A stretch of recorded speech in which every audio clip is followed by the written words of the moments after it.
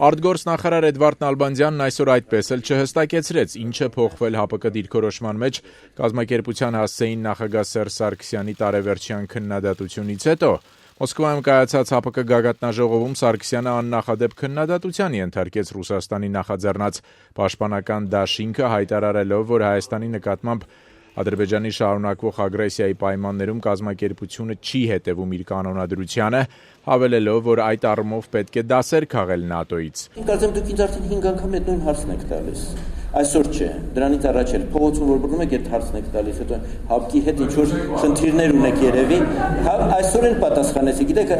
կարծեմ Ժվանեցկին է ժամանակին ասում, «Так и не услышали начальника транспортного цеха», բայց այսօր ես այդքան խոսացի ՀԱՊԿ-ի մասին եւ ասեցի, մենք միշտ էլ այդ ուղղությամբ նախաձեռնողական ենք եղել, բայց ստանձնելով նախագահությունը մենք առավել պատասխանատվություն ենք զգում այդ ուղղությամբ աշխատել, բայց դա մեկ երկրի հարց չէ, դա նաև պետք է նկատի ունենանք, որ այս եւ նաև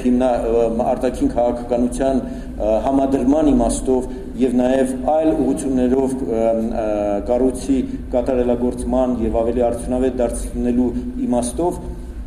պահանջում է հետևողական, շարունակական աշխատանք եւ դա շարունակական process է։ Այսօր լրագրողների հետ հանդիպմանը Նալբանդյանը քննադատեց Ղարաբաղյան խնդրի առնչությամբ Ադրբեջանի ոչ կառուցողական մոտեցումը։ Միջնորդները, երանախագահները եւ նաեւ Հայաստանը եւ միջազգային հանրությունը ցավոք շատ մեծ ուժ է վատնում ուղղված ոչ թե հիմնախնդրի կարգավորման բանակցային գործընթացը առաջ մղման, այլ նաև թույլ չտալու, խելքի բերելու Ադրբեջանին, թույլ չտալու, որ առավել սրեն իրավիճակը, որպեսզի ոնց որ ասում են, խոչընդոտեն հիմնախնդրի կարգավորման միջազգային հանրության ջանքերը։ Արտգործնախարարը նշեց, ժամանակը ցույց տվեց, որ Հայաստանի անդամակցությունը Եվրասիական տնտեսական միությանը չխոչընդոտեց այլ երկրների հետ հարաբերությունների զարգացմանը։ Նալբանդյանը պնդեց, Հայաստանը մտադիր է խորացնել բարեկամական գործընկերությունը Միացյալ Նահանգների հետ, կարևորելով անցած տարի Վաշինգտոնի հետ ստորագրված առևտրի եւ ներդրումների շրջանակային համաձայնագիրը։ Այս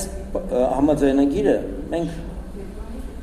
պատրաստում էինք, խոսում էինք, քննարկում էինք արդեն մոտ մի համարյա 20 տարի։